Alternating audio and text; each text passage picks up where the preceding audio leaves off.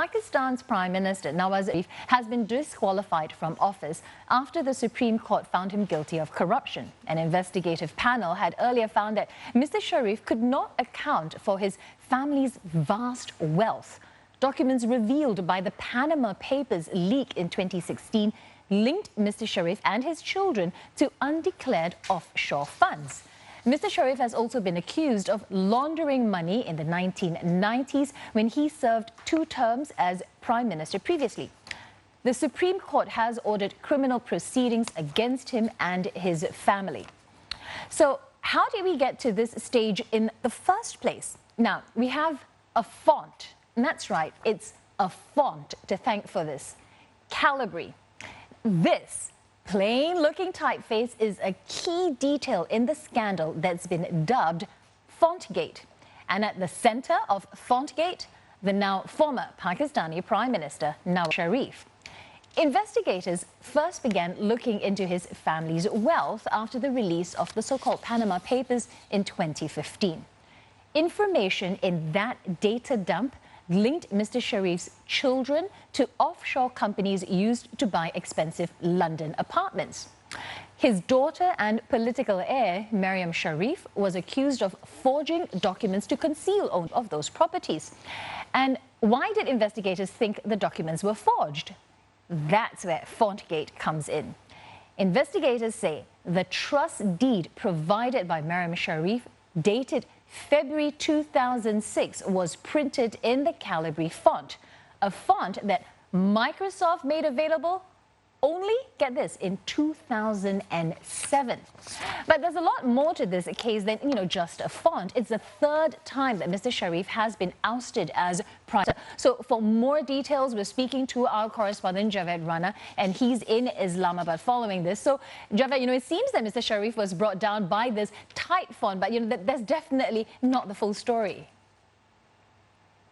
Certainly, it is not definitely the full story. At the heart of the entire litigation was the expensive properties of the Prime Minister's family in London. And the Prime Minister's son said, I own these properties. And then the investigator asked him, what is the proof that you own it? He did not provide any proof. And then the investigator found evidence that this property actually belonged to Maryam Nawaz, the daughter of the Prime Minister. There were original documents that the investigators managed to find them. And then what happened in between, that the Maryam Nawaz and his Prime Minister's son, Hassan Nawaz, they forged the documents in 2006. And there came in between this controversy of font. The font did not exist at that particular point of time. So this is a forgery. This is going to be another charge sheet against the ruling family that they forged the documents.